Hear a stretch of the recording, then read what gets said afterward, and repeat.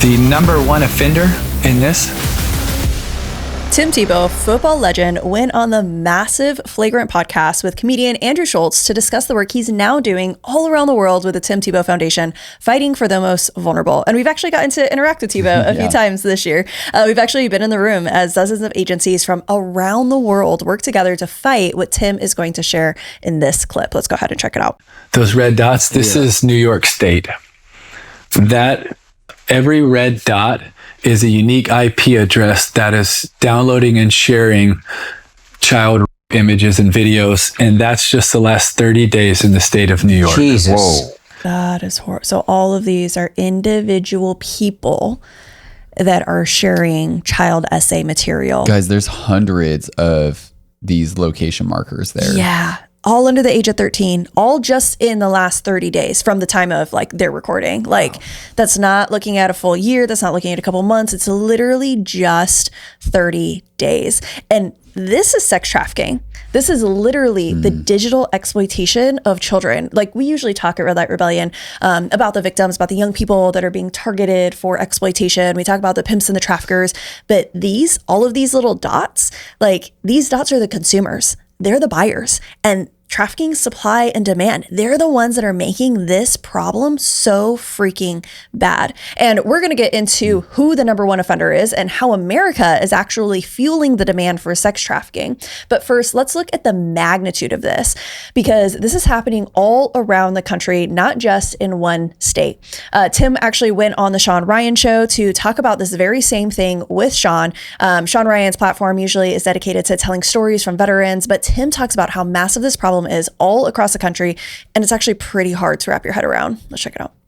This is over the last 30 days, and every red dot on that map is at least one unique IP address of individuals downloading, sharing, distributing child abuse and rape images under the age of 12.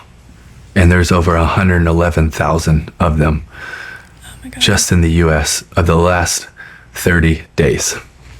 Oh my goodness. Well, and like, look at that. Like, I feel like that's like population density too, I was right? gonna Like say, East Coast better get their crap together. Like, but those are all individual. That's 111,000 individuals that are engaging in like sharing with each other child essay peer-to-peer material. network. So it's a network of PDF files. Yes, exactly. And all under the age of 12. So this isn't including any like teen like abuse material out there or adults or anything like that. And it's not, I would be interested to know, like, is it different from people that might just be creating and distributing? Like, what's the difference between those that are actually just creating and distributing versus like a peer-to-peer? Is there a difference or is that all the same? Because that could be potentially even greater depending on like how that is being defined. And that, oh my gosh, that is so insane. And just the last month, 111,000.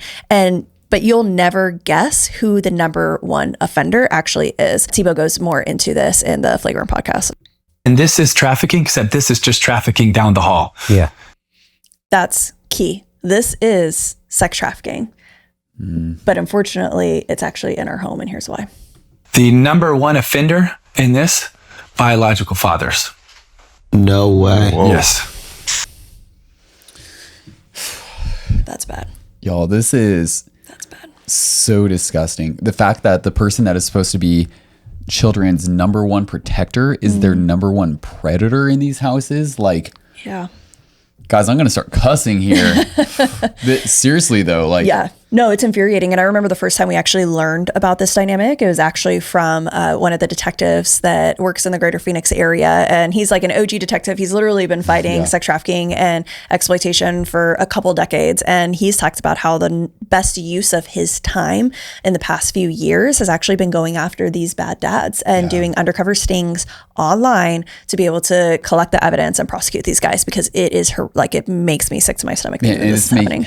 Yeah, it's making me wonder, what is it that in our country that has made this epidemic of bad dads that's the best use of that detective's time? Yeah, you know? for real. But before we get there, we're going to continue watching because Tim is cooking, and what he says next is just as shocking. Let's check it out. The number one buyer of for boys and girls around the world. America is. Meaning like videos of it? or Yes, something? we pay for the rape of boys and girls in the Philippines, Cambodia, Indonesia, Laos, Thailand. Like, we're the number one buyer in peer-to-peer sharing of this information. We're third worst in the world. China, Russia, US, and Italy's fourth. Like, this is one of the worst evils in the world. And people. Guys, this is not the leaderboard that America wants to be on. Like, for real, though. Gosh. Well, and we usually think, like, everyone thinks of trafficking as like overseas. And we usually think of like the victims that are being trafficked overseas. But this shows that not only are there victims in the United States, and that's really important to understand because our kids are vulnerable, but it's not just the kids that are trafficked. Like, there is the consumer, the buyer. And unfortunately, the US is in the top 3 consumers and buyers is making this problem so horrific, like, and so big. Like, trafficking is a supply and demand industry. If you know anything about economics, it's like pretty basic, right? Like, it's if there's a demand for something, there's going to be an effort to try to meet that demand with the supply. And America is driving that demand, which is absolutely horrendous. And so Tebow has more to share, and we're going to get into whether or not this is actually staying just on the internet. But first, some of these guys are actually sharing what brought them to the place at looking at child essay material in the first place. And it is rather shocking. So this article from The Guardian says, I didn't start out wanting to see kids. Are porn algorithms feeding a generation of PDF files or creating one? I think we'd all like to know how this happens. Like, how do people get into this stuff in the first place? And so this article dives into that. It says more than 850 men a month are arrested for online child essay offenses in England and Wales. That's insane.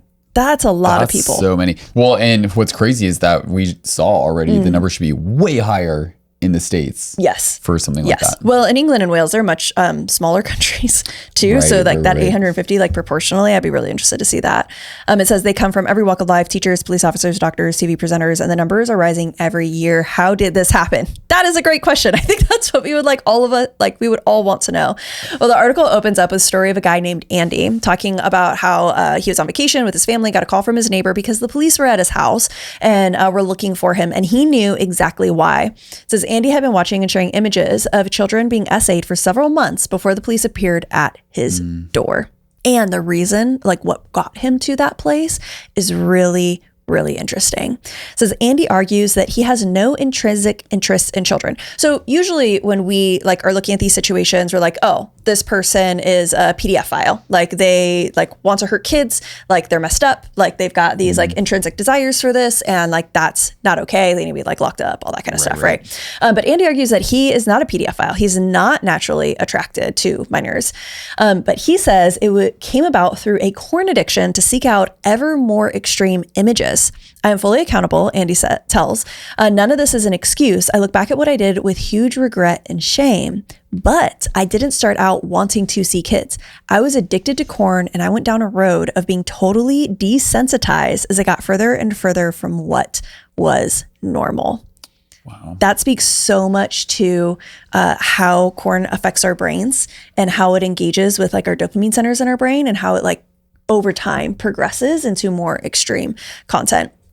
And he says, I was using corn as a coping mechanism for all sorts of things: stress, loss, general life problems. And then he said that those first videos started to become boring. He says, your brain starts to say, that's not good enough. Soon you're watching grape fantasies. There are loads of categories like this on mainstream sites. So this isn't just like dark, seedy parts of the internet. Like mainstream sites are showing this kind of stuff. And he says, then it's teenagers. The algorithms keep showing you more extreme stuff. If we even just think about like TikTok's algorithm and how good that is at keeping us all on it. Yeah. How much more is the corn industry? TikTok probably got their algorithm from the corn industry, honestly. Yeah, well, because the science and how all of this affects the brain is really fascinating, because when someone is watching images of sexual content, the same parts of the brain get triggered as if they're having like a real life experience. But they don't have to do anything to like engage in a relationship or look out for another person. And so what we find is that it starts to hijack those dopamine receptors in the brain and the reward center. And then that person starts to seek out increased like dopamine hits, and they end up looking at stuff that they never thought that they would. And unfortunately, we personally know people that have ended up in these kinds of situations. Yeah. But this isn't just one guy's story. And before we get into how this is actually hurting kids in real life, the science is proving that this is just how corn works. And so shout out to Fight the New Drug. We love them, guys. We're going to pull up this article that talks about some of how this escalation happens. So how corn can become an escalating behavior. Research indicates that corn consumers can become desensitized to corn, often needing to consume more extreme forms, or consume more often in order to get the same responses they once did, which is exactly what Andy described in that article. But we found a statistic in here that we thought was very revealing and shows that this isn't just one man's experience or perspective. Unfortunately, this is happening to a lot of people. It says, and for consumers who consistently view this type of material, it is possible to find their sexual interests eventually deviating in very unexpected directions. In one 2016 study, researchers found that 46.9% of respondents reported that over time, they began watching porn that had previously disinterested or even disgusted them, which is exactly what Andy described. And what we love about Fight the New Drugs website and blog is that when you hover over these little numbers, it shows you the exact study that stat came from.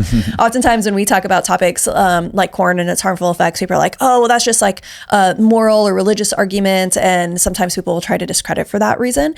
Yes, we do have our perspectives rooted in a specific moral and faith framework, but it's also rooted in the science and the data behind these things. And so if you want to learn more, definitely go to Fight the New Drugs website and their blog, and you're going to be able to learn all about the science and how this actually works. Yeah, and this really is just the nature of the addiction cycle. As someone that has struggled with corn was introduced to me at a very young age, became a coping mechanism, and I've had to do a lot of work to take that out of my skill sets for coping.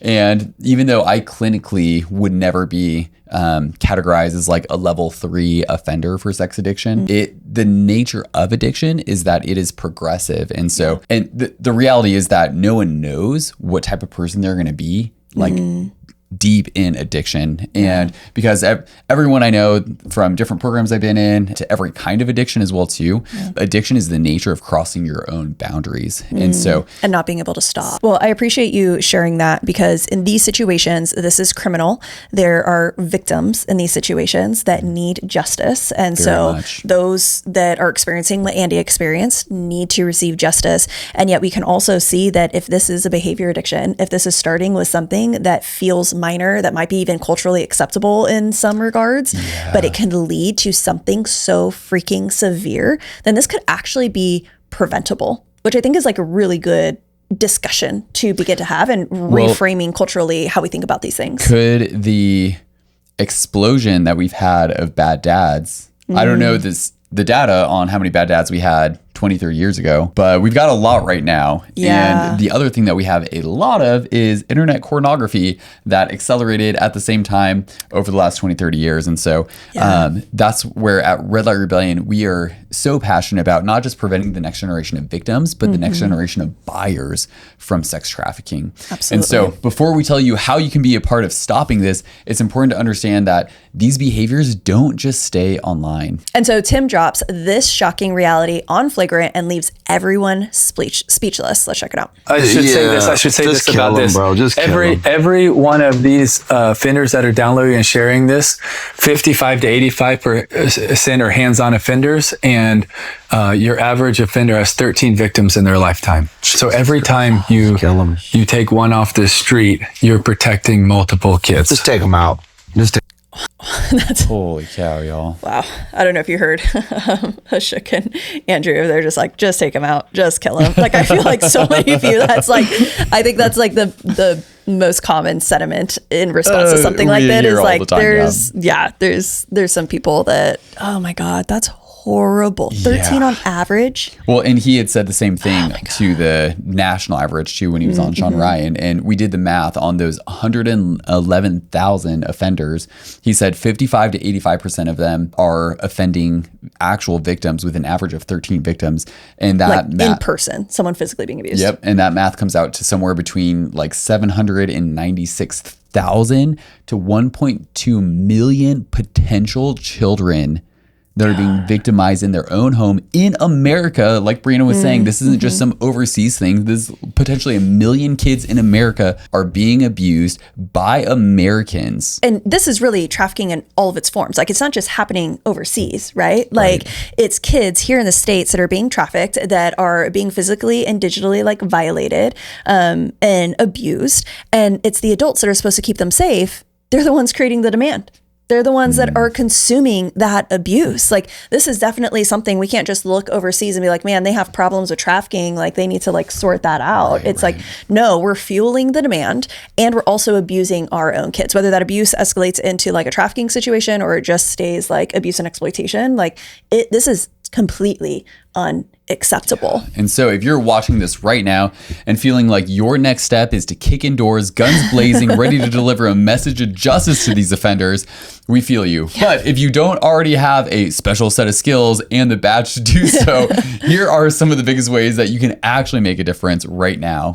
At Red Light Rebellion, we are passionate about preventing not just the next generation of victims into sex trafficking, but maybe even more importantly, the next generation of buyers as well. So we don't have this epidemic of buyers like we have today. And so over the last 15 years, we've developed a proven prevention model. And we hear stories all the time from students who've been able to choose recovery over addiction, life over self-deletion, and even connection with their loved ones over shame and isolation. And we are so pumped to have this program ready to scale literally anywhere in the country today. And so if you're a parent or work in education or youth group or church or know someone who does, this is your chance to make a difference. Click the link in the pinned comment to connect this resource to the schools and churches in your community right now.